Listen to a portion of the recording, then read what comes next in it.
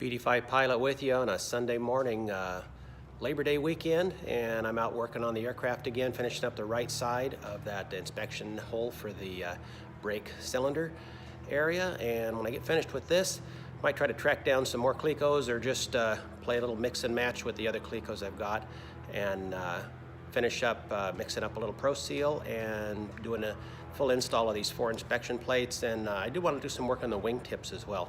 Might be able to get those ready to screw into the wings. There you can see I've used the step bit to drill out where the corners are going to be on this inspection plate, and I'm just about to go to work with the Dremel. So be back in a few minutes with it all cut out. Next step, I'll have to get on the little crawl around cart so I can get down low enough to do that final cut across the bottom. And there, now we get to take a look in and inspect this side's assembly, a spring that operates over center for the nose gear as well, and that brake master cylinder, and trim up the edge a little bit and then go to work putting the doubler in.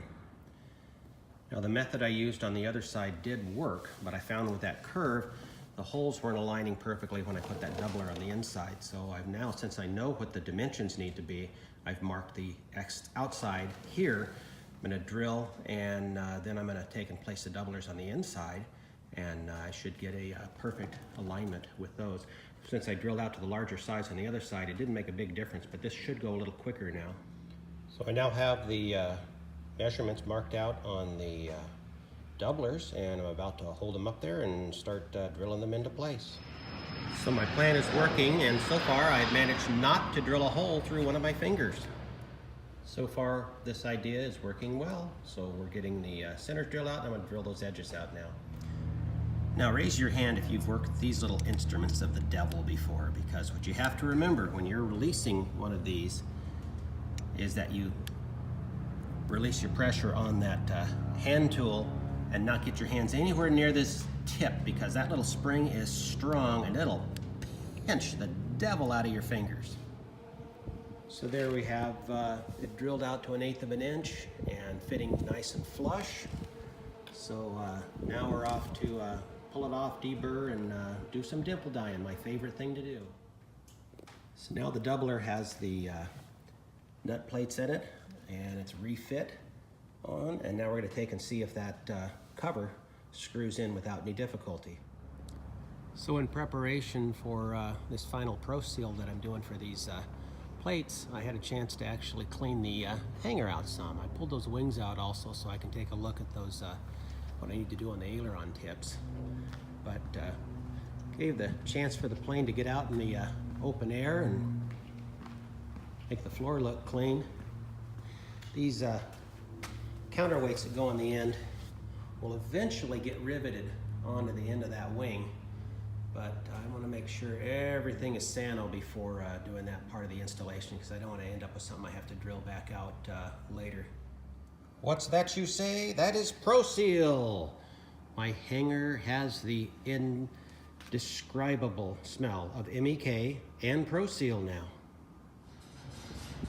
So Pro Seal is on, pieces are Clecoed in,